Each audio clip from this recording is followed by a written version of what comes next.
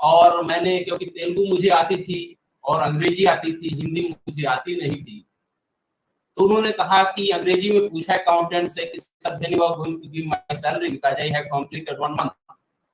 उन्होंने अंग्रेजी में बात की, तो उन्होंने कहा, जो अकाउंटेंट थे उन्होंने कहा परसों, क्योंकि सर को हिंदी नहीं आती थी और अकाउंटेंट अंग्रेजी बहुत अच्छे से नहीं जानते थे और तेलुगु भी बहुत अच्छे से नहीं जानते थे। उन्होंने हिंदी में कहा परसों। तो वाईवी रेड्डी साहब बोलते हैं प्रश्नाकुल होकर के, परसों मीन्स टुमारो। तो अकाउंटेंट रिप्लाई करते हैं, नहीं, टुमारो में एक और मारो, मतलब टुमारो में जब और मारोगे तब परसों बनेगा। तब उन्होंने वाईवी रेड्डी साहब ने भाषा का महत्व बताया कि मैं उस दिन समझा कि भाषा कितनी महत्वपूर्ण है। आप कहीं भी काम कीजिए, क्योंकि जब तक आपकी संपर्क की भाषा, आप बोलचाल की भाषा आप नहीं जानते हैं, तब तक आप किसी भी व्यक्ति से सीधा और सही ढंग से प्रभावी संप्रेषण और संचार नहीं कर सकते हैं। यहाँ तक कि आपकी सैलरी के लिए भी कम्युनिकेशन करने के लिए आपके लिए वो बहुतायत में जाने जाने वाली भाषा कोई भी हो, उसको जानना जरूरी है। तो ये एक विषय था कि कैसे भाषा समय, काल और देश सापेक्ष होती है। इसलिए हम जहां भी काम करें, जिस रूप में भी काम करें, एक थोड़ा बहुत आप वहां की भाषा जान लेते हैं, वो आपके व्यक्तित्व को और प्रभावी बना देती है। ये ऐसा कहना डॉक्टर वाईवी रेड्डी साहब का था, इसलिए मैं उनका ये अनुभव सुना, क्योंकि मुझे ये बहुत रुचिकर लगा था उनका संस्मरण। तो मुझे लगा आप लोगों से शेयर करूं और फिर आगे आपकी अपनी बात प्रारंभ करूं। तो सबसे पहले अब हम प्रारंभ करेंगे कि भाषा होती क्या है, इसका महत्व क्या होता है। तो थोड़ा यहाँ हम भाषा की यदि परिभाषाएं देखें तो आपको दिखाई दे रहा होगा स्क्रीन में, language is the light of mind, John Stuart Mill बोलते हैं। मतलब भाषा जो होती है दिमाग की एक ऐसी ज्योति होती है जो आपके पूरे व्यक्तित्व को प्रकाशित करती है। इसलिए भाषा बहुत इंपॉर्टेंट चीज है। फिर दूसरी जो परिभाषा यदि हम देखें, वो है the limit of my language is the limit of my word. मतलब भाषा की सीमितता ही हमारे पूरे सांसारिक जीवन को सीमित बना देती है। आप किस तरह की भाषा बोलते हैं, कितनी विनम्रता के साथ बोलते हैं, कितने रोचक ढंग से बोलते हैं, कितने प्रभावी ढंग से बोलते हैं, या कितने कठोर शब्दों का इस्तेमाल करते हैं, ये पूरे आपके सांसारिक जीवन को प्रभावित करती है। इसीलिए कहते हैं the limit of my language is the limit of my world. Conclusion के रूप में कहें, निष्कर्ष रूप में कहें, तो language is the vehicle that we use in the presenting the ideas of feeling and opinion to the world. एक तरह से भाषा एक ऐसा माध्यम है जिसके द्वारा हम अपने अनुभव एवं विचारों को दुनिया के सामने व्यक्त करते हैं। इसीलिए भाषा को बहुत महत्व दिया जाता है पूरे पर्सनालिटी के डेवलपमेंट के लिए, व्यक्तित्व के विकास के लिए, क्योंकि भाषा जो भी हम जीवन में होते हैं वो भाषा के माध्यम से होते हैं। यदि हम समग्र रूप से भाषा की परिभाषा देखें तो वो है व्यक्तित्व सोचने, विचारने, महसूस करने और व्यवहार करने का एक विशिष्ट तरीका होता है। हम व्यक्तित्व की बात कर रहे हैं, पर्सनालिटी की बात कर रहे हैं। व्यक्तित्व मूड, दृष्टिकोण और विचारों को गले लगाना और अन्य लोगों के साथ बातचीत में सबसे स्पष्ट रूप से व्यक्त किया जाता है। इसमें व्यवहार संबंधी विशेषताएं शामिल हैं, तो अंतर्निहित है और अधिग्रहित दोनों, जो एक व्यक्ति को दूसरे से अलग करती है। एक ऐसी चीज व्यक्तित्व ही है, क्योंकि हर एक आदमी, इंसान को भगवान ने सबको एक जैसा निर्मित किया है और सबको 24 घंटे और 7 दिन दिए, इससे ज्यादा किसी को नहीं दिया है।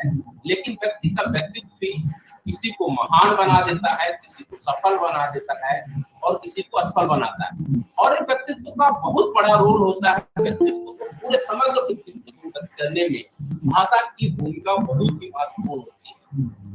जब हम पूरे अभी तक के अनुभव की हम बात करें, जो मैंने बैंकिंग करियर के दौरान देखा, विदेशों में पढ़ाते हुए देखा, चाहे यूएसए में हो, चाहे मिडिल ईस्ट में हो, यूनिवर्सिटी में, और बहुत जगह व्याख्यान के माध्यम से देखा, कई पैनल में जाकर मैंने देखा कि यदि जीवन में हम सफलता के 3 सूत्र चुने तो वो क्या है?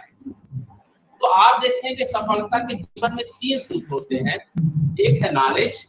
नॉलेज का मतलब आप ज्ञान जो आप प्राप्त करते हैं, जैसे आपकी मान लीजिए आईएएस का एग्जाम देने के लिए है तो आपका नॉलेज का एलिजिबिलिटी क्राइटेरिया ग्रेजुएशन तक होनी चाहिए और 45% अंकों के साथ होनी चाहिए। थोड़ा आवाज में डिस्टरबेंस आ रही है, लगता है किसी का माइक खुला हुआ है। मेरी आवाज आ रही है आप लोगों को? Yes sir. Yes sir. सही जी, थोड़ा वाइब्रेशन आ रहा था जी। तो ये जो जीवन के 3 महत्वपूर्ण सूत्र हैं, जो कोई भी व्यक्ति जो इन तीनों सूत्रों को समझ गया तो वो जीवन में हमेशा सफलता की सीढ़ियां चढ़ेगा। तो उसमें सबसे पहला पायदान होता है ज्ञान का, नॉलेज का। मैं कोलंबिया यूनिवर्सिटी, मुझे एक बार मौका मिला वहां जाने के लिए, मेरा व्याख्यान था, तो मैंने देखा कि वहां पे जो सबसे पहले आप गेट में घुसते ही जिस शख्स की एक मूर्ति लगी है वो है हमारे डॉक्टर भीमराव बाबा साहब अम्बेडकर की कोलंबिया यूनिवर्सिटी, और उनके मूर्ति के नीचे लिखा है सिंबल ऑफ नॉलेज। मतलब एक व्यक्ति जो एकदम से छोटी जात में पैदा होकर भी अपने ज्ञान के माध्यम से इतना ज्यादा ज्ञान अर्जित करता है कि दुनिया में नॉलेज का सिंबल बन जाता है, ज्ञान का प्रतीक बन जाता है। तो वो ज्ञान यदि आपके पास है तो आप कहाँ से आए हैं, कैसे आए हैं, किस परिस्थिति में आए हैं, कोई महत्वपूर्ण चीज नहीं रह जाती यदि आपके पास ज्ञान आ जाता है। क्योंकि पहले का जमाना नहीं है कि मनी मेक्स मनी। अभी का जमाना, जब हम 21वीं सदी की बात करते हैं, डिजिटल टेक्नोलॉजी की बात करते हैं, तो यहाँ जो होता है माइंड्स मेक मनी चलता है। मतलब जिसके पास ज्ञान है, जिसके पास दिमाग है, वो पैसा भी बना सकता है, शोहरत भी बना सकता है और किसी भी लक्ष्य को हासिल कर सकता है। दूसरा है इंफॉर्मेशन। आप देखिए कि जब हम बहुत सारा रिसर्च करते हैं, कई बार मैं बोलने जाता हूँ तो मैं देखता हूँ कुछ क्षेत्रों में इतना ज्यादा नौकरी की भीड़ है। जैसे मान लीजिए उत्तर प्रदेश में मैंने कुछ 2-3 वर्ष पहले एक विज्ञापन देखा, चपरासी का आया, बीच में पटवारी का आया।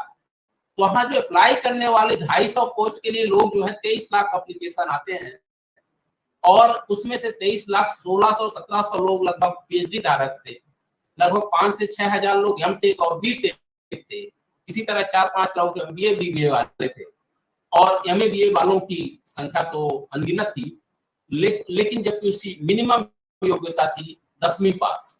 तो इस तरह का इंफॉर्मेशन क्योंकि हम लोग एक्सप्लोर नहीं करते।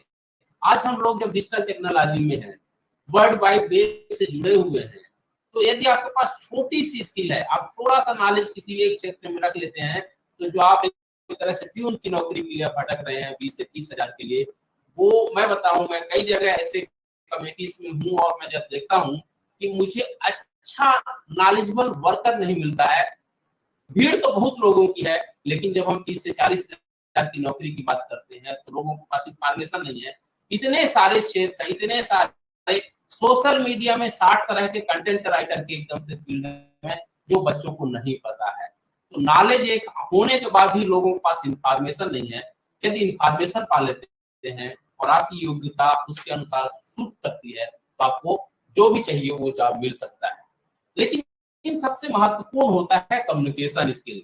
नॉलेज एक तरफ है, इंफॉर्मेशन एक तरह है। आप नॉलेज लेके बैठे रहिए, लेकिन जब आपका साक्षात्कार होता है, जब आपकी परिचर्चा होती है, जिसको हम ग्रुप डिस्कशन कहते हैं।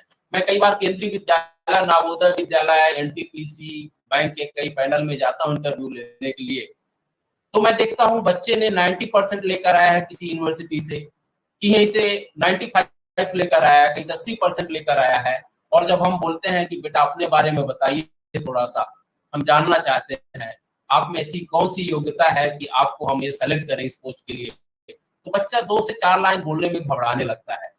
जबकि 60% वाला व्यक्ति वो जो है एक्स्ट्रा करिकुलर एक्टिविटीज में जुड़ा रहता है, उसकी पर्सनालिटी क्या है, बहुत सारे लोगों से बात करना, बहुत सारी एक्टिविटीज में शामिल होना, बहुत सारा मंचीय गतिविधियों में भाग लेने से उसकी पर्सनालिटी डेवलप हो जाती है, उसके व्यक्तित्व का विकास हो जाता है।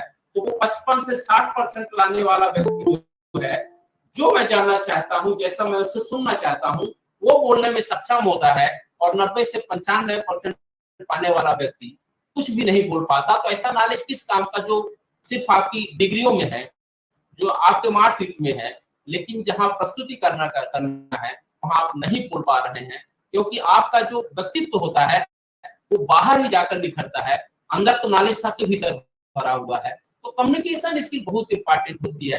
फिर हम क्या करते हैं, 50 और 55% और 60% वाले व्यक्ति को इसको अंदर कर लेते हैं और 90% वाले को बाहर कर देते हैं, क्योंकि मैं जानता हूं कि जो 60% वाला है वो 60 लोगों के क्लास में पीजीटी टीजीटी बनता है, उसको वो कंट्रोल कर लेगा। उसके पास इतनी सामग्री है कि वो रुचिकर बना करके, मनोरंजक बना करके अपने से जोड़ लेगा लोगों को, बच्चों को कंट्रोल कर लेगा, और 90% वाला सिर्फ ज्ञान की ही बातें बता बता कर उसको बोर कर देगा।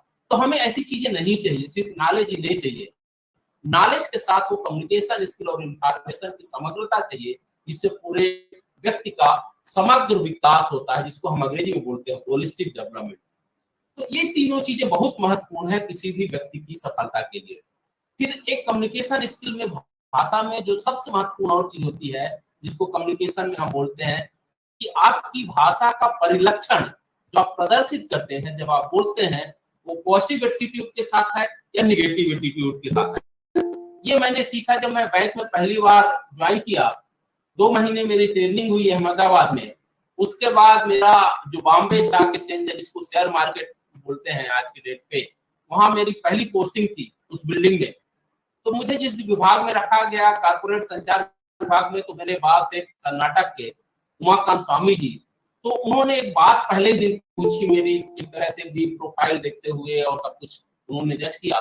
पहले तो बोला कि आप फाइल वगैरह देखिए, लेकिन एक चीज ध्यान रखिएगा, जब भी आप इस विभाग में काम करिए और आपको बाहर का काम दिया जाता है, कभी भी ना नहीं बोलना है किसी काम के लिए, काम कितना भी कठिन हो। ये चीजें मैंने गांठ बांध ली। तो ऐसा होता था कि ये चीजें कहीं कहीं बात होता है कि दिमाग में बैठ जाती है, उसी तरह कि हमें ना नहीं बोलना है, काम कितना भी संभव हो, क्योंकि मुझे लगता था कि संभव कुछ दुनिया में होता नहीं है, यदि आप चाहें तो कुछ भी संभव है। अब निगेटिव और पॉजिटिव सोच का अंतर क्या होता है, मान लीजिए हम एक उदाहरण ही लेते हैं, बैंक का उदाहरण लेते हैं। जब मेरे पास अपने कैबिन से निकल के हम लोग क्यूबिकल में बैठते थे वहां पर, तो वहां देखते थे कि बहुत सारे ऑफिसर बैठे रहते थे नए। भाई 1 मिनट इधर आना, बोलते हैं ये काम है, ये आपसे संभव हो पाएगा क्या बाहर जाकर के, आप कर पाएंगे? तो एक पहला व्यक्ति मान लीजिए एक्स है, तो वो बोलते थे सर ये तो काम मैंने कभी किया नहीं, मुझे नॉलेज भी नहीं है कुछ है, और आप नहीं, मैं नहीं कर पाऊंगा, प्लीज माफ कीजिए मुझे। तो उनका काम वहां, उनकी पूरी संभावना कुछ नया जानने की, कुछ नए सीखने की वही खत्म हो जाती है। लेकिन ये पॉजिटिव माइंडसेट वाले को जब वही बॉस बुलाता है मिस्टर वाई को, और वाई को बुलाता है और उनसे पूछता है कि क्या आप यह काम कर पाएंगे, तो वो बोलता है सर कोई दिक्कत नहीं, मुझे काम आता तो नहीं, लेट मी ट्राई, आप अपॉर्चुनिटी तो दीजिए, देखते हैं कैसे मैं कर पाऊंगा, यदि जहां भी मुझे कुछ परेशानी होगी तो मैं आपसे पूछ लूंगा। उनका ये पॉजिटिव एटीट्यूड एक काम दिलाता है, और मैं इसको ऐसे समझाना चाहूंगा जी।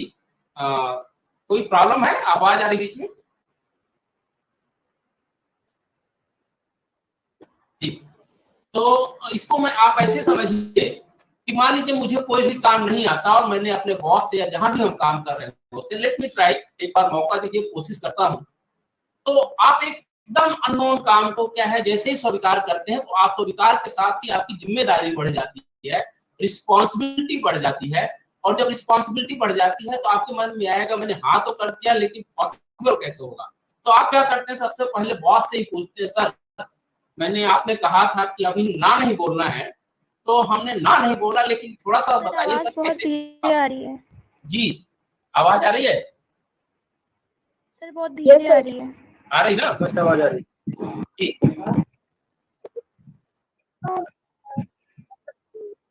जी। तो जैसे ही हम अपने बॉस से पूछते हैं तो वो बोलते हैं कि देखिए भाई, हमें भी बहुत ज्यादा नहीं है, लेकिन ये पहली बार काम आया है, एक काम करो, आप 3rd फ्लोर या 4th फ्लोर पे या वहां पर मिस्टर वाई से जेड बैठे हैं, आप उनके पास जाइए, उनको थोड़ा आइडिया है, because he has done this kind of work earlier, वो पहले इस तरह का काम कर चुके हैं, उनके पास अनुभव, आप उनसे थोड़ा आइडिया ले लो। मैं मिस्टर जेड के पास जाता हूँ, जेड बोलते हैं यार ये तो मैंने किया है, लेकिन बहुत समय हो गया, लेकिन लाओ क्या है तुम्हारा, क्या करना चाहते हो तुम? तो वो थोड़ा सा मुझे मान लीजिए 50% आइडिया देते हैं। 50% आइडिया जो देते हैं तो उससे मेरा 50% काम तो आसान हो जाता है, जिसको हम बोलते हैं गिलास आधा भरा है या गिलास आधा खाली है। अब सोच कर है तो 50% उन्होंने सॉल्व कर दिया। अब 50% जिन्होंने काम असाइन किया है, जिन्होंने काम मुझे दिया है, मैं उनसे बोलते हैं सर ये काम के पीछे आपका कॉन्सेप्ट क्या था, अब धारणा क्या है, थोड़ा सा बता दें। तो यदि आपको वो व्यक्ति जिसने सोचा है तो उसके दिमाग में कुछ ना कुछ थोड़ा बहुत आइडिया होगा, तो वो आपको थोड़ा सा आइडिया देता है। इस तरह आपका काम 70% होता है। फिर थोड़ा सा आप सर्च करते हैं, प्राइमरी और सेकेंडरी डाटा जुटाते हैं, और आप काम मान लीजिए कि बिल्कुल जो काम नहीं जानते हैं, उस तरह आप पूरे काम को 70% जब आपका बन गया तो 30% आप अपने आप कर लेते हैं। इस तरह से जिंदगी में रिसर्च होता है और नई चीजें जानने की शुरुआत होती है। इसलिए कहते हैं कि आप पॉजिटिव बोलते हैं या निगेटिव बोलते हैं, हाँ बोलते हैं या ना बोलते हैं, पूरा व्यक्तित्व आपके इसी हाँ और ना में निर्भर करता है। और यही ना और हाँ और ना आपके पूरे कम्युनिकेशन संचार को कहें, व्यक्तित्व को प्रभावी संचार से अभिव्यक्त करने का एक नजरिया बन जाता है, तरीका बन जाता है, और आपकी पहचान उसी व्यक्ति में होती है। कई बार आपको लगता होगा कि किसी व्यक्ति के साथ आप खड़े हो जाते हैं या बैठ जाते हैं तो बहुत पॉजिटिव वाइब्रेंट आने लगते हैं, पॉजिटिव वाइब्रेशन आने लगते हैं, आप सकारात्मक सोचने लगते हैं, और कई व्यक्ति से आप देखते ही उससे किनारा करने लगते हैं, क्योंकि वह लगता है वो आपका समय गवाएगा और मुझे लगता है आपको कुछ नहीं मिलेगा। तो ये जो नजरिया बनता है एक दिन में नहीं बनता, धीरे धीरे रे मना धीरज से सब हो, माली सींचे सौ घड़ा ऋतु आए फल हो। तो ये पॉजिटिव एटीट्यूड पूरी पर्सनालिटी की यही भाषा से बनती है कि आपका नजरिया कैसा है, तो इसको समझने की जरूरत है। अब थोड़ा सा हम देखें, यहाँ पे फिर एक पीपीटी आपके सामने दिखाई दे रही होगी कि आपको कम्युनिकेट करना है किसी चीज को, तो सबसे पहली प्रक्रिया क्या है, आपको बोलने से पहले करना क्या है। क्योंकि सबसे बड़ी कम्युनिकेशन प्रोसेस में पूरा है, संचार की पूरी प्रक्रिया में जो सबसे महत्वपूर्ण चीज होती है वह लिसनिंग। आप कितनी गंभीरता के माध्यम से किसी चीज को सुनते हैं। यदि आप पूरी गंभीरता के माध्यम से जितनी ज्यादा अच्छे ढंग तरीके से सुनते हैं, आपका अंडरस्टैंडिंग का परसेंटेज उतना ही ज्यादा हो जाएगा। इसीलिए कहते हैं अंग्रेजी में if speech is silver then silence is gold. यदि बोलना चांदी है तो ना बोलना सुनना सोना है। क्योंकि कई बार ऐसा होता है कि हम बिना सोचे समझे कुछ बोल देते हैं, और कई बार आपका बनता बनता काम बिगड़ जाता है। क्योंकि आप लोगों ने सुना होगा कि दीवालों को भी कान होते हैं, जो काम करने वाला है वो उसके पास वो बात पहुंच जाती है, और वो बोला अच्छा उसने मेरे बारे में ऐसा ओपिनियन रखता है, मैं तो उसको बहुत भला आदमी समझता हूँ, बस यहीं से आपका काम बिगड़ने लगता है। तो इसलिए जीवन में यदि कहें कि हमें समस्या सबके पास होती है, लेकिन उस समस्याओं को समझ करके अभिव्यक्त कैसे करना है। यदि आपके मन में कोई निराशा है तो एक मैं छोटी सी कविता सुनाना चाहूंगा जो व्हाट्सएप यूनिवर्सिटी से मेरे पास आई थी। यदि आप उसका मर्म समझ लेंगे तो मुझे लगता है कि आप इस लिसनिंग प्रक्रिया को अच्छे से समझ लेंगे। बड़ी इंटरेस्टिंग कविता है, बहुत मार्मिक कविता है, और आपको मुझे लगता है कहीं ना कहीं वो आपके विचारों से सुनने से जोड़ देगी। मैं सुनाऊंगा आपको। वो ये है कि प्यास बहुत तेज से लगी थी मगर पानी में जहर था। सुनाई दे रही ना आपको कविता? ध्यान से सुनिए। Yes sir. प्यास बहुत तेज से लगी थी मगर पानी में जहर था, पीते तो मर जाते और ना पीते तो मर जाते। बस यही दो मसले जिंदगी के हल ना हुए, बस यही दो मसले जिंदगी के हल ना हुए, ना नींद पूरी हुई ना ख्याल मुकम्मल हुए। वक्त ने कहा काश थोड़ा और सब्र होता, और सब्र ने कहा, ध्यान दीजिएगा ये बहुत महत्वपूर्ण लाइन है, वक्त ने कहा काश थोड़ा और सब्र होता, और सब्र ने कहा काश थोड़ा और वक्त होता। सुबह सुबह उठना पड़ता है साहब, आराम कमाने निकलता हूँ एक आराम को छोड़कर। हुनर सड़कों पर तमाशा करता है, हुनर सड़कों पर तमाशा करता है, और किस्मत महलों में राज करती है। शिकायत तो बहुत है ए जिंदगी, शिकायत तो तुझसे बहुत है ए जिंदगी, मगर चुप हूं कि तुझने जो मुझे दिया है वह बहुतों को नसीब न था। यदि आप इतना आप समझ गए कि आपके पास भगवान ने जो दो आंख, दो आंख, दो कान, दो पांव जो दिए हैं, यदि आपने इसको सही ढंग से इस्तेमाल कर लिया तो शिकायतें खत्म हो जाएंगी। अब जब शिकायतें खत्म हो जाएंगी तो सब्र बना रहेगा। जब सब्र बना रहेगा तो आत्मीयता और सम्मान दूसरों का बना रहेगा। और यदि समग्र रूप से यदि कहें तो यदि ये बना रहेगा तो आप अभिव्यक्ति अच्छे ढंग से कर पाएंगे। तो इसीलिए हम लिसनिंग का, हम जब कम्युनिकेशन स्ट्रेटजी को पढ़ते हैं तो 4 महत्वपूर्ण बिंदु होते हैं जिसको हम पढ़ाते हैं हमेशा इफेक्टिव कम्युनिकेशन में। अब अमिताभ बच्चन और शाहरुख खान में यदि हम अंतर व्यक्त करें तो अमिताभ बच्चन केबीसी में किसी भी बात को बहुत एकदम इनोसेंट टाइप से सुनते हैं, इसीलिए वो उसके साथ घुल मिल जाते हैं, चाहे छोटा बच्चा हो चाहे बुजुर्ग हो। शाहरुख खान उतना ही वाचाल है, इसीलिए एक बार आए और वो फेल हो गए। तो लिसनिंग करना, सबसे पहले सुनना बहुत ध्यानपूर्वक किसी की बात को, फिर उसको अंडरस्टैंड करना कि वो व्यक्ति आपसे कहना क्या चाहता है, वो आप जानिए। यदि वो जान गए आप तो उसको फिर अपने मन से एनालाइज कीजिए कि ये व्यक्ति जो मुझे ये बात कह रहा है, इसके पीछे का मकसद क्या है, किस सिचुएशन में कह रहा है। कई बार मूड अलग अलग होते हैं, यदि वो आप समझ गए तो आप जो उसका उत्तर देंगे अपने आप प्रभावी होगा, उसके बाद अभिव्यक्ति कीजिए। इसीलिए ये पूरे अभिव्यक्ति की भाषा के 3 तरह से संप्रेषण होते हैं, जैसा कि आप जानते हैं, जिससे पूरा समग्र व्यक्तित्व का विकास होता है। एक है लिखित ओरल रिटन, दूसरा है मौखिक ओरल, और तीसरा है बॉडी लैंग्वेज। लेकिन इसमें से सबसे प्रभावी भाषा जो होती है वो आप एक पिक्चर देख रहे होंगे, आपको दिखाई दे रही होगी स्क्रीन में, आप सब लोग जानते हैं, ये युवा हैं, यूनिवर्सिटी से जुड़े होंगे, डिजिटल मीडिया वाले और स्मार्टफोन वाले। इस लड़की को आप जानते होंगे जिनका नाम है प्रिया प्रकाश बैरिया। देखा आप लोगों ने, नहीं देखा है? Yes sir. देखा है। और इसका वैलेंटाइन डे के एक दिन पहले जब वीडियो रिलीज हुआ था 60 सेकंड का, देखते ही देखते उसको जो है 4 मिलियन, कितना मिलियन 48 घंटे के भीतर मिल गया। वो कुछ नहीं था, एक बस जैसे ही तुलसीदास पूरा रामचरितमानस में नैनो में पूरा संभाषण पूरी 2 पेज की पंक्तियां लिखते हैं और वो बात तब जाकर व्यक्त होती है। और रामानंद सागर जो है एक सीन क्रिएट कर देते हैं अशोक वाटिका को, वहां सीता जी फूल चुनने जाती हैं और राम वहीं पे टहलते हैं, उनका नजर एक दूसरे से मिलती है, एक दूसरे को देखकर संकोच करते हैं, ऐसे लगता है जो चाहिए वो बात बन गई कि हम इसी के लिए इंतजार कर रहे थे। प्रिया प्रकाश बैरिया ने कुछ नहीं किया। अब देखिए इस प्रतीक की भाषा जो सिंबॉलिक भाषा है, साइन लैंग्वेज है, गूगल के साथ में अभी इसी भाषा पे काम भी कर रहा हूँ, मुझे एक प्रोजेक्ट मिला हुआ है। तो आप देखिए 4 पिक्चर हैं और 4 पिक्चरों में वो प्रिया प्रकाश बैरिया अपनी पूरी बात कह देती है और लोगों को इतनी पसंद आती है कि पूरा वो जो है वायरल हो जाती है चीजें। तो आपका व्यक्तित्व, जब आप किसी से मिले कितने आत्मविश्वास के साथ मिलते हैं, किस बॉडी लैंग्वेज के साथ मिलते हैं, कैसा आप मुस्कुरा कर मिलते हैं, नहीं मिलते हैं, ये बहुत कुछ इंपॉर्टेंट होता है। तो ये तीनों भाषाओं को आपको जानना बहुत जरूरी है, रिटन, ओरल और बॉडी लैंग्वेज, लिखित, मौखिक और दैहिक भाषा। यदि आप जान ले गए तो मुझे लगता है जीवन में आपको आगे बढ़ने से कोई रोक नहीं सकता है। अब यदि आगे हम बढ़े तो आपकी भाषा, जिंदगी और हमारी परिस्थिति कैसी है। हमारे पास कितना समय होगा अभी, उसी हिसाब से मैं अपने को बांधने की कोशिश करूंगा।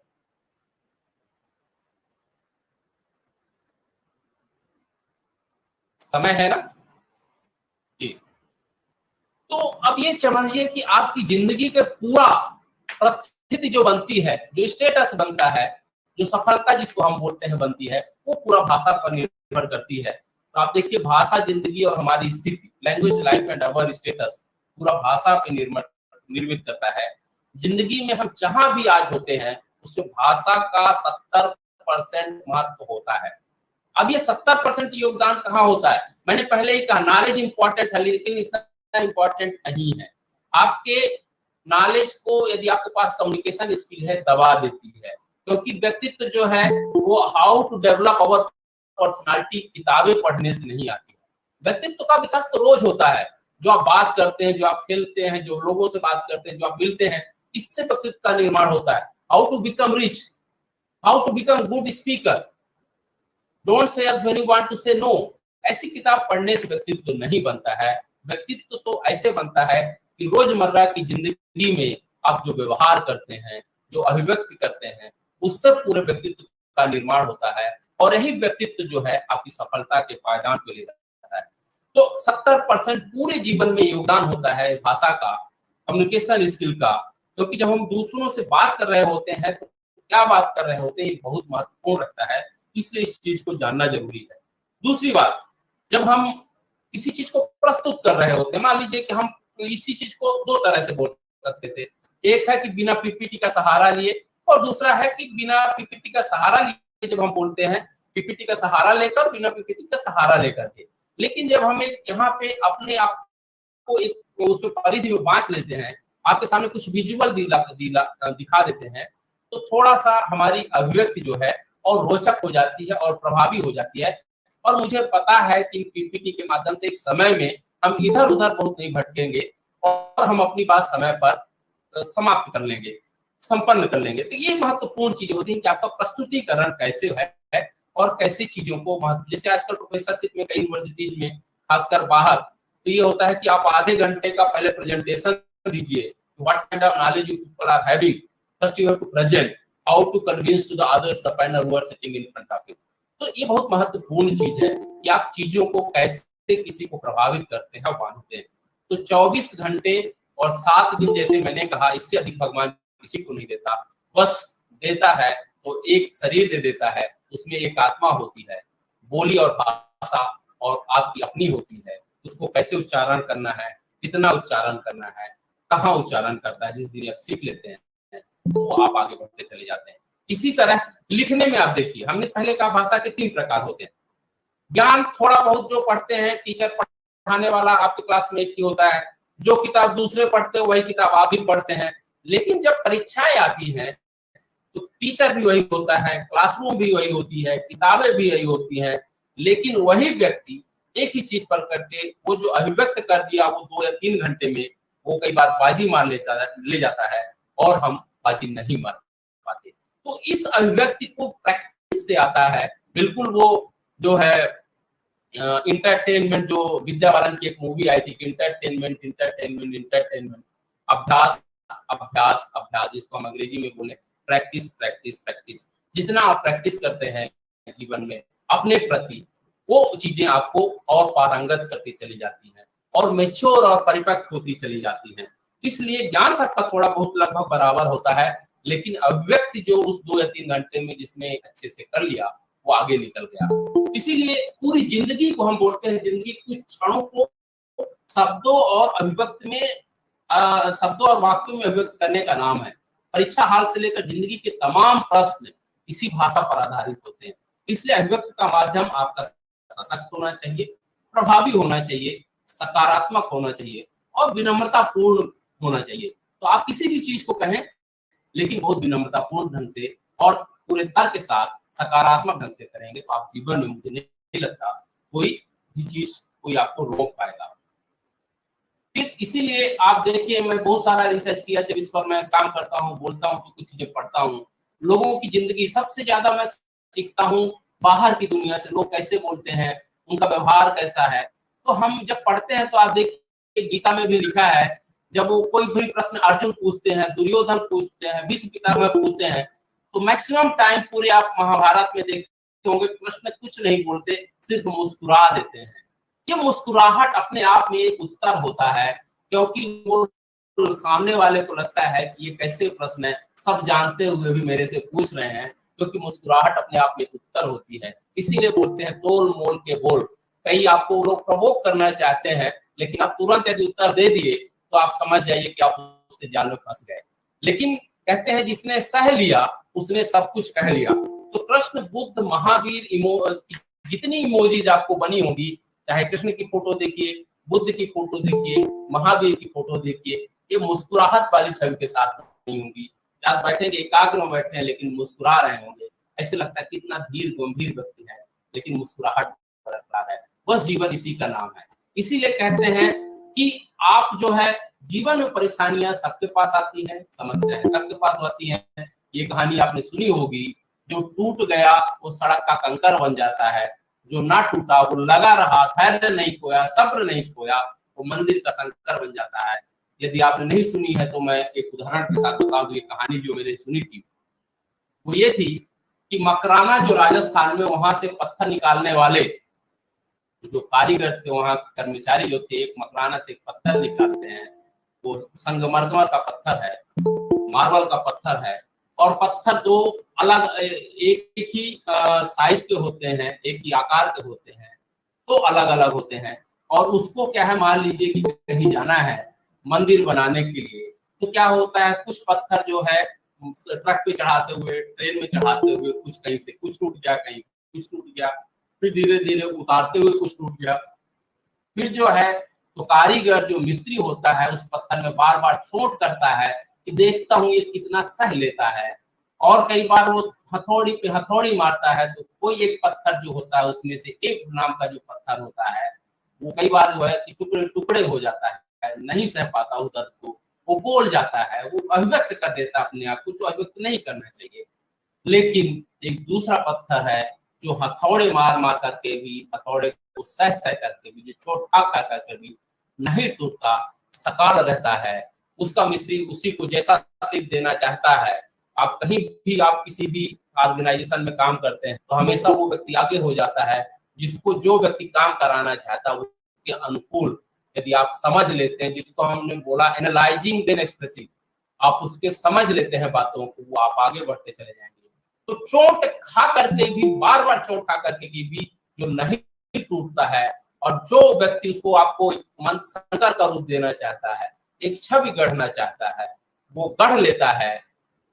और इसीलिए जो टूट जाता है, इसीलिए कहते हैं कि जो टूट गया तो सड़क का कंकर बन जाता है, और जो नहीं टूटा तमाम तरह की बाधाओं और समस्याओं और परेशानियों के बाद वो मंदिर के भीतर का संकर बन जाता है।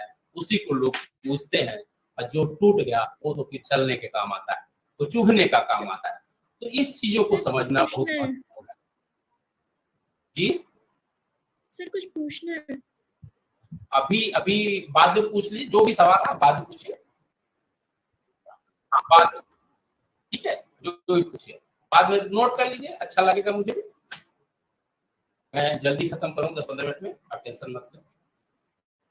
तो ये चीजें हैं। तो आप थोड़ा सा देखिए, कई बार मैं कॉलेज यूनिवर्सिटी में देखता हूँ, खास करके लड़कियां जो होती हैं सेल्फी लेती रहती है, मुस्कुराहट से सेल्फी से, मुस्कुराहट भरी सेल्फी से यदि आपका पूरा व्यक्तित्व इतना अच्छा हो जाता है, तो सुबह सुबह जब आप उठें, मुस्कुरा करके बात करें, तो आप जिंदगी कितनी खूबसूरत हो जाएगी, कितने लोगों को आप अपनी मुस्कुराहट से खिला कर लेंगे, ये पूरे व्यक्तित्व का हिस्सा है। तो ये भी एक दैहिक भाषा का प्रकार हो जाती है। ठीक है, तो ये चीज समझिए। फिर इसके बाद है आंतरिक बनाम बाह्य भाषा। आंतरिक बनाम बाह्य भाषा ये होती है कि जो व्यक्ति अपने अंदर को, प्रकाश को नहीं समझ पाया, ताउम्र गुजर जाती है, लेकिन आदमी अपने आप को नहीं पहचान पाता। तो एक्सप्लोर योरसेल्फ। जितनी भी दुनिया की किताबें होंगी, सब लोग यही बताते होंगे, अपना आत्मावलोकन स्वयं करें। बुद्ध भी बोलते हैं स्वयं का प्रकाश बनो, ठीक है, दूसरे के लिए मसाल बनो। तो सब कुछ अंदर है। राबिया जो है सूफी संत थी, आप लोगों ने पढ़ा होगा भक्ति काल में। एक बार उसकी उनकी कहानी बड़ी रोचक कहानी है, मैं भी जब पढ़ा तो बड़ा अच्छी लगी कि एक बार राबिया जो है बहुत खोजने के बाद, भगवान को खोजने के बाद, बोले भगवान कुछ नहीं है, वो जाके अपनी झोपड़ी में बैठ गई और बोला कि भगवान को खोजना है तो अंदर ही खोजो।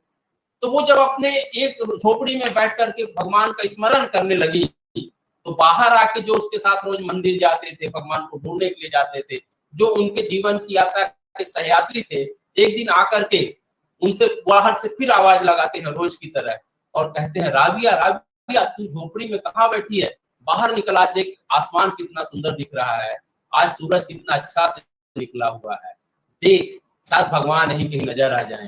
तो राबिया अंदर से ही बोलती है कि मुझे बाहर नहीं जाना है, मुझे तो अंदर ही अंदर, मैं जिस प्रकाश को महसूस कर रही हूँ वो तुम बाहर बैठ के कभी नहीं महसूस कर पाओगे। इसीलिए बोलते हैं जो अपने बस में कर लिया। यदि हम गांधी जी की जीवनी पढ़े, सत्य और अहिंसा वाला, ट्रूथ एंड नॉन वायलेंस वाला, तो एक बड़ी अच्छी किताब मेरे हाथ लगी, एक दिन मैं पढ़ रहा था, summary kingdom of God within you, Leo Tolstoy की किताब है। जब उसका मैं 4-5 पेज पढ़ा तो पता चला कि पूरी जो फिलॉसफी है गांधी जी का, पूरा सत्य और अहिंसा की फिलॉसफी है, ये इसी किताब से लिया गया। और गांधी जी ने लिखा भी है कई जगह पे कि यदि लियो टॉल्स्टॉय का मेरे जीवन में सबसे अधिक प्रभाव पड़ा, यदि मेरे पास ये किताब नहीं होती, मैं उनको नहीं पढ़ा होता, तो मैं इस तरह चीज को अनुभव नहीं कर पाया होता। तो उसकी किताब का टाइटल है kingdom of God within you. ईश्वर का साम्राज्य आपके अपने अंदर है, और इसको जितना जल्दी जो व्यक्ति पा गया, वो जीवन में उतना ही आगे बढ़ जाता है। चंद्रगुप्त की जैसे तो प्रसाद का एक नाटक है स्कंदगुप्त, आप लोगों ने पढ़ा होगा, सुना होगा। जब तक बात समझ में आती है, जब तक फूलों की माला गूंथी जाती है तो फूल कुम्हला जाते हैं, जब तक अकल आती है तो उम्र गुजर जाती है।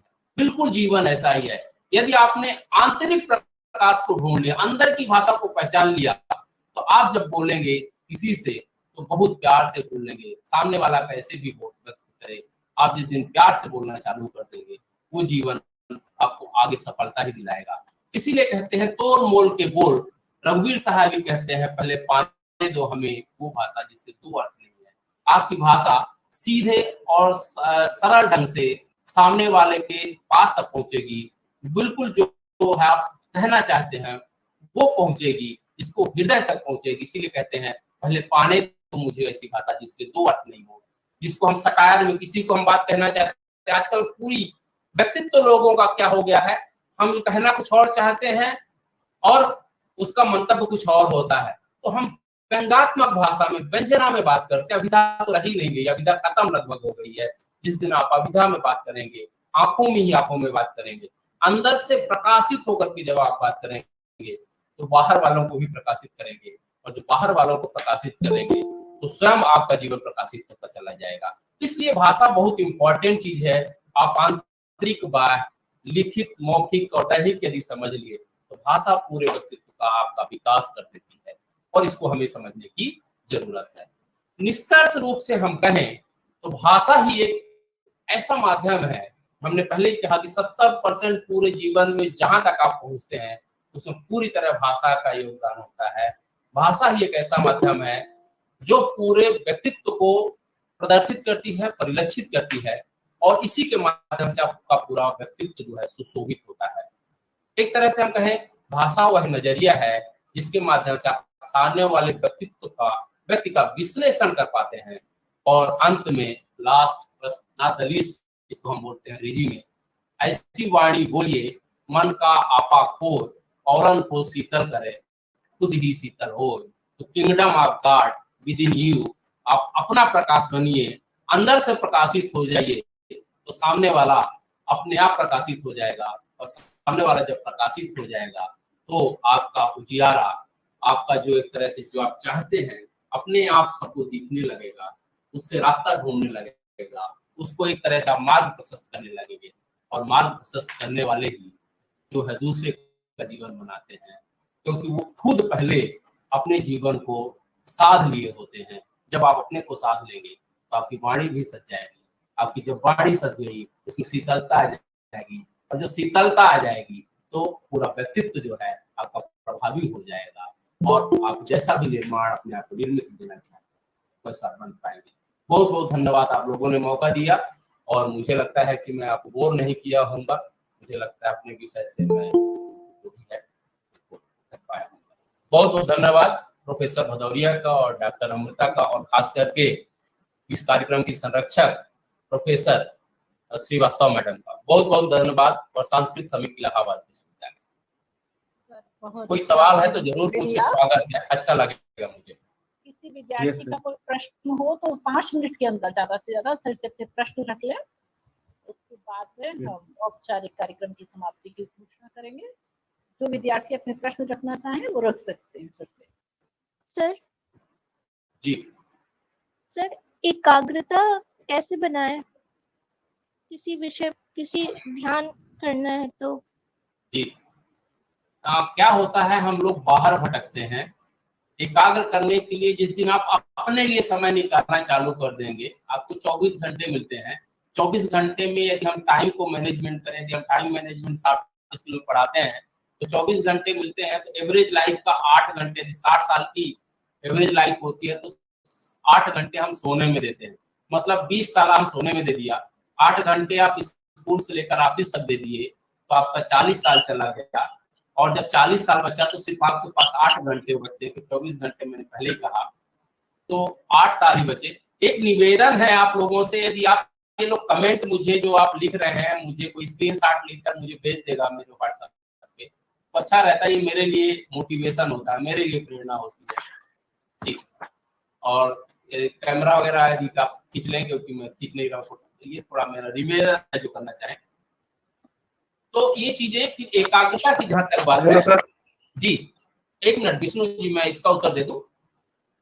तो ये चीज है कि आप जैसे आपको 8 घंटे जो मिले, 40 साल तो आपकी जिंदगी के चले गए, जो 8 घंटे मिले, 8 घंटे में 4 घंटे मात्र पढ़ते हैं, लेकिन 4 घंटे पढ़ने के बाद आप चिंतन मनन कितने घंटे करते हैं? हमें लगता है हम 0 करते हैं। जिस दिन आप जो है अपने आप को समय देकर कि आप मेरा आज का पूरा समय गया कहाँ, हमने क्या किया, आप जो कल थे उससे आगे बढ़ने के लिए आपने कितना आगे अपने आप पे काम किया, जिस दिन आप सोचने लगेंगे, आप आंख बंद करके अकेले बैठ करके थोड़ा सा समय देंगे, सुबह उठ करके या शाम को सोने के पहले दिन भर का आप विश्लेषण कर लेंगे, तो आपका धीरे धीरे ये आपकी अभ्यास बन जाएगा, आपकी आदत बन जाएगा। और जिस दिन आदत बन गया, तो जिस दिन आदत बन जाती है उसी दिन से व्यक्तित्व का विकास हो जाता है। सर मैं पूछ सकता हूँ? जी जी पूछे जरूर। सर आपने अभी बताया जैसे भाषा एक नजरिया है जिससे किसी व्यक्तित्व का विश्लेषण किया जा सकता है, तो सर क्या इससे समुचित व्यक्तित्व का विश्लेषण हो सकता है? जैसे अभी आपने बताया रघुवीर साहब जी की एक पंक्ति के द्वारा कि पहले पानी दो हमें वो भाषा जिसके 2 अर्थ न, तो सर क्या उसी भाषा के 2 अर्थ के तहत उसके 2 विश्लेषण नहीं हो सकते? बिल्कुल, मैंने वही बोला कि यदि आप 2 अर्थी भाषा बोलेंगे तो व्यंजनात्मक हो जाएगी, व्यंग्यात्मक हो जाएगी। और हम अभिधा की बात करते हैं, मैंने इंटरव्यू में क्या बोला, हम जो सवाल जानना चाहते हैं, यदि आप मेरे प्रश्न को, हम क्या करते हैं, सवाल पूरा सुनते नहीं, जब हम लिखते हैं तो कई बार जल्दबाजी में बस ये तो आता है हम लिखना चालू कर देते हैं, तो कई बार केस स्टडी रिलेटेड होता है, तो आप समझिए प्रश्न को, जो बोलता है उसको समझिए। इसीलिए मैंने कहा लिसनिंग कीजिए। जिस दिन आप अच्छे से सुनना आ गया अमिताभ बच्चन के जैसे, उस दिन से उत्तर देना अच्छा आ गया, और जिस दिन से उत्तर देना आपको आ गया तो सामने वाला वैसे ही प्रभावित हो जाएगा। इंटरव्यू देना मैं इतने दिनों के बाद समझ पाया कि एक कला है, यदि आप जैसा चाहें वैसा सामने वाले को अपनी तरफ खींच सकते हैं, और वो तभी आएगा करत करत अभ्यास के जड़मति हो सुदान, प्रैक्टिस प्रैक्टिस प्रैक्टिस, एक दिन में चीजें नहीं आती। सर मेरा एक प्रश्न है, फ्लुएंसी सर जो होती है सर उसको हम कैसे एक करके बोलो विष्णुकांत चतुर्वेदी जी। सर जो फ्लुएंसी होती है, हम सर उसे अगर अच्छा अगर होना चाहें तो वो सर उसके लिए क्या कुछ हो सकता है? फ्लुएंसी बनाना है, प्रभावी संचार करना है, संप्रेषण करना है, तो उसका पहला चरण है अध्ययन।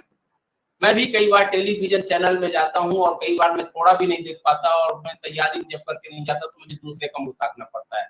और जिस दिन मुझे आधे या 2 घंटे पहले कोई बता देता है साहब आपको आज आना है, इस विषय पे बोलना है, तो यदि मैं थोड़ा आधे और 1 घंटे अध्ययन कर लिया तो मैं अपने कॉन्फिडेंस के साथ अपने विषय को रख पाता हूँ। तो अध्ययन जितना आपका गहरा होगा, मुझे लगता है आपका पूरा व्यक्तित्व उतना ही भरा होगा। जी सर मेरा एक प्रश्न है जी सर, आपका नाम? सर्वप्रथम सादर चैनल पर सर, मैं आयुष गुप्ता, मैं इलाहाबाद विश्वविद्यालय में MA प्राचीन इतिहास संस्कृति पुरातत्व विभाग का छात्र हूँ। सर मेरा प्रश्न ये है कि आमतौर पे जब एक बात कही जाती है कि अगर आप जो है कहीं भी कम्युनिकेशन के लिए आप जा रहे हैं, कहीं भी कोई स्पीच के लिए जा रहे हैं, तो आमतौर पे आप बहुत संस्कृत निष्ठ शब्दों का प्रयोग न करें, बल्कि कुछ ऐसे शब्दावलियों का प्रयोग करें जो आमतौर पे लोक में प्रचलित हैं। ऐसे लोक शब्दों का प्रयोग करना क्या उचित रहेगा? क्या अपने भाषा का स्तर गिरा करके, जिसमें हम संस्कृत निष्ठ शब्दावलियों का प्रयोग करते हैं, तो क्या सर ये उचित है? बिल्कुल उचित नहीं है। मैं तो आपको बोला कि सहज सरल और एकदम से आम जन की भाषा, पहले ही मैंने बोला वाईबी रेड्डी साहब का कि देश काल और समय सापेक्ष होती है भाषा। यदि आप समझ गए, अब आप जाके आपको अंग्रेजी आती है और हिंदी जानने के वाले के बीच में आप अंग्रेजी में बोलेंगे तो कैसे लगेगा? ठीक है, आप उसकी आम बोलचाल में, हमने शुरुआत ही वहीं से की थी कि भाषा देश काल और समय सापेक्ष फिक्स होती है, आम जन की बोलचाल से शुरू होती है। उसमें सांस्कृतिक निष्ठ होना बिल्कुल आवश्यक नहीं है। यदि आप किसी के दिल में उतरना चाहते हैं तो उसकी जुबान में बोलना चालू कर दें। आप जैसे साउथ में जाएं तो वेलकम कर दीजिए, आप अरबी में जाते हैं, मिडल ईस्ट में के फिलहाल शायद आप आपका क्या हाल चाल है मित्र, यदि आप ऐसे कर देते हैं, सलाम वालेकुम कर देंगे, लोग अच्छा लगेगा। मराठी में जाएंगे तो आप बोलेंगे कसा का भाऊ, भाऊ आप कैसे हो। तो आपका शुरुआत यदि ऐसा कर देते हैं, बाकी आप हिंदी में कर देंगे तो कोई भी दिक्कत नहीं है, क्योंकि आपने उसकी भाषा को सम्मान दे दिया, उसकी विचार को, उससे अपनापन जोड़ लिया। बस यही कहने की जरूरत है, इतना आना जरूरी है। Thank you sir. Sir ji sir, भाषा अभिव्यक्ति में जी आत्मा अवलोकन, ये सर हम इनके बारे में नहीं समझ पाए, पुनः अगर समझाने का प्रयास करें। नहीं सुन पाए या समझ नहीं पाए, क्या हुआ? समझ नहीं पाए सर। अच्छा, समझ नहीं पाए। अच्छा, ये जो है, एक मिनट, तो आत्मावलोकन दो चीजें होती हैं। एक है कि अपना इंटरेस्ट, स्वयं का इंटरेस्ट, और दूसरा है आत्मावलोकन। स्टीफन स्पिलबर्ग की बड़ी एक अच्छी स्टोरी थी, अब मैं बोलूंगा तो समय लग जाएगा, बड़ा मजेदार किस्सा है ये, अनुमति हो तो मैं सुना दूंगा, तो समझ में आ जाएगा। सर बता दीजिए। सर सुना दीजिए।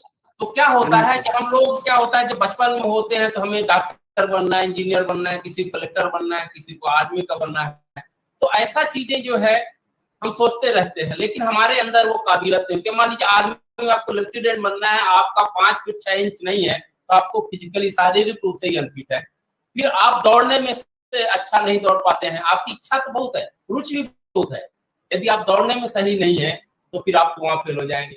यदि आप जो है अच्छे डिबेटर बनना चाहते हैं लेकिन आपका अध्ययन अच्छा नहीं है, तो ये सब चीजें, रुचि अलग है, इंटरेस्ट अलग है, लेकिन आत्मावलोकन अपने आप को, इसको अंग्रेजी में हम लोग बोलते हैं, जब पर्सनालिटी की बात क्लास लेते हैं तो उसको हम बोलते हैं स्वॉट एनालिसिस करो, अपना आत्मावलोकन करो। स्वॉट का मतलब है सबसे पहला स्ट्रेंथ। हर एक व्यक्ति में कुछ ना कुछ खूबी होती है, सब में सब कुछ चीजें नहीं होती है, एक चीज ध्यान रखिए, हर एक व्यक्ति में लेकिन कुछ ना कुछ खूबी होती है, जिसको बोलते हैं स्ट्रेंथ। दूसरा है वीकनेस, सब में सब कुछ कुछ कमजोरियां होती है। जैसे यदि मुझे कहिए मैथ बता दीजिए, स्टैटिस्टिक्स पढ़ा दीजिए, बिल्कुल नहीं आता है। कम्युनिकेशन स्किल पे बात करना है, मैं बात कर लूंगा, तो हमारी कमजोरी है मैथ और स्टैटिस्टिक्स बात करना, तो वीकनेस होती है। फिर अपॉर्चुनिटीज, मैंने पहले ही कहा कि 24 घंटे 7 दिन से ज्यादा भगवान किसी को नहीं देता। और थ्रेट माने कंपटीशन, सबके लिए बराबर होता है। बस इसको जानना है कि जब आप अपने आप को समझ लिए, अपनी ताकत को समझ लिए, उस ताकत को और इम्प्रूव कीजिए, जो आपकी कमजोरी थोड़ा उसको सुधार कीजिए, और धीरे धीरे, इसीलिए स्टीफन स्पीलबर्ग का क्या हुआ कि वो बहुत गरीब परिवार से थे, जिनको 7 ऑस्कर अवार्ड मिला था जुरासिक पार्क के लिए, आप लोग जानते होंगे। तो वो क्या हुआ कि जब फर्स्ट ईयर में एडमिशन लिया हार्वर्ड यूनिवर्सिटी में, तो उन्होंने बोला कि you are not able to means fight in the Harvard university because the kind of knowledge and information is required in Harvard university, this is not capable for you, basically this is not for you. ऐसा करके उनको discourage किया किसी ने, आप कर नहीं पाओगे। तो लेकिन स्टीफन स्पीलबर्ग जानते थे कि मुझे क्या करना है, क्योंकि मैं गरीब परिवार से हूँ, मुझे अपना रोजगार भी ढूंढना है, पढ़ाई के लिए कहीं ना कहीं मुझे नौकरी भी करनी पड़ेगी। तो फर्स्ट ईयर में एडमिशन लिए, और साथ ही साथ जो उनका सबसे स्ट्रांग पॉइंट था एडिटिंग, वो उसमें जाकर के दिन बोलते हैं एक बड़ी कंपनी में, फिल्म मेकिंग कंपनी में, कि मुझे कोई रोजगार मिलेगा, मेरा जो इंटरेस्ट है एडिटिंग में है, संपादन में, फिल्म एडिटिंग में। तो बोला ठीक है, हम तुम्हें पार्ट टाइम रखेंगे लेकिन इतना पैसा देंगे। तो उन्होंने जो है वो उस तरह से उनको मौका मिला, और वहां पे एडिटिंग में धीरे धीरे इतना रम गए, और एडमिशन में उन्होंने कहा पे हार्वर्ड में फिल्म स्टडीज में ही लिया था। इतना रम गए क्योंकि हार्वर्ड में जो बुक में पढ़ते हैं वो वहां पे फिल्म स्टूडियो में जाके काम करने लगे, और धीरे धीरे इतनी बढ़िया एडिटिंग सीख ली कि जो आपको किताबों से ज्ञान मिलता वो प्रैक्टिकल करते मिले। और तब तक नहीं रुके, 37 साल तक उस व्यक्ति ने एडिटिंग ही किया, और तब तक नहीं रुका जब तक जुरासिक पार्क को 7 ऑस्कर अवार्ड नहीं मिला। और 37 साल बाद उन्होंने हार्वर्ड में दोबारा एडमिशन लिया, इसलिए उनके बच्चे हो चुके थे, बच्चे बोलते थे पापा यू फर्स्ट ईयर फेल, आप फर्स्ट ईयर में ही फेल हो गए थे। तो बोला कि बच्चों को जब हम पढ़ाई का महत्व बताते थे तो वो मेरे ऊपर हंसते थे, इसलिए मैंने स्किल तो डेवलप कर ली थी जो मुझे चाहिए था, लेकिन वो स्किल मुझे फील्ड से आई और वो मैं तब तक नहीं रुका जब तक अपना आत्मावलोकन स्वयं नहीं कर लिया कि मुझे जीवन में करना क्या था। इस तरह चीजें जो है आप हासिल कर सकते, इसीलिए बोलते हैं आत्मावलोकन बहुत जरूरी, स्ट्रेंथ को पहचानना बहुत जरूरी है। बहुत बहुत धन्यवाद सर। सर ये मुझे प्रश्न की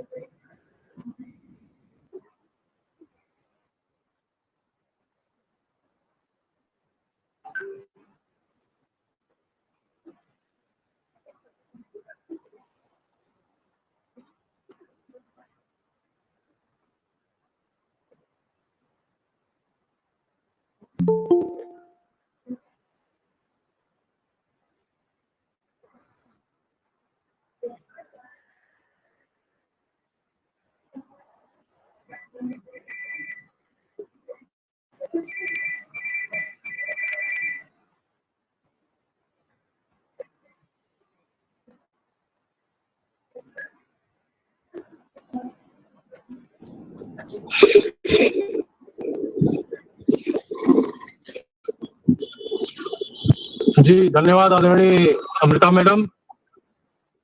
केंद्रीय सांस्कृतिक समिति इलाहाबाद विश्वविद्यालय के तत्वावधान में आयोजित इस विशेष व्याख्यान में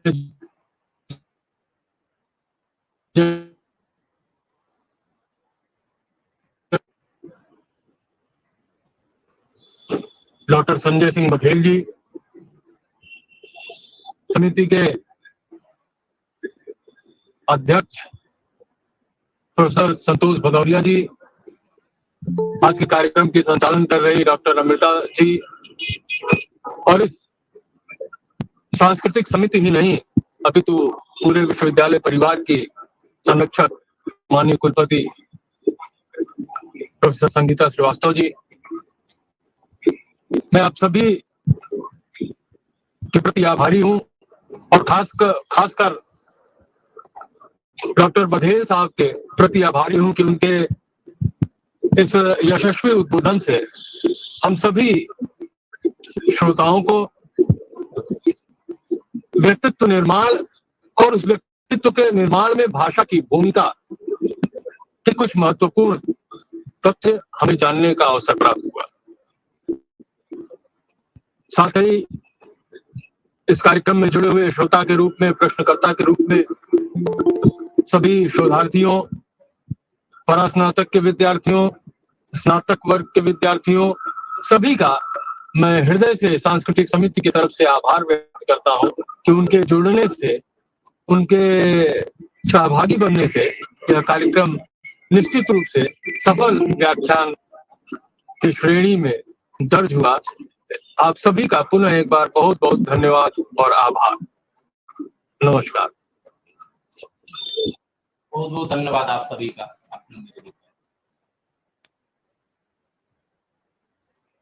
प्रणाम सर। धन्यवाद सर।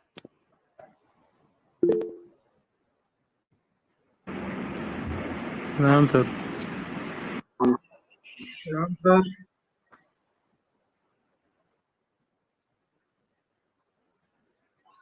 प्रणाम मैम, धन्यवाद सर।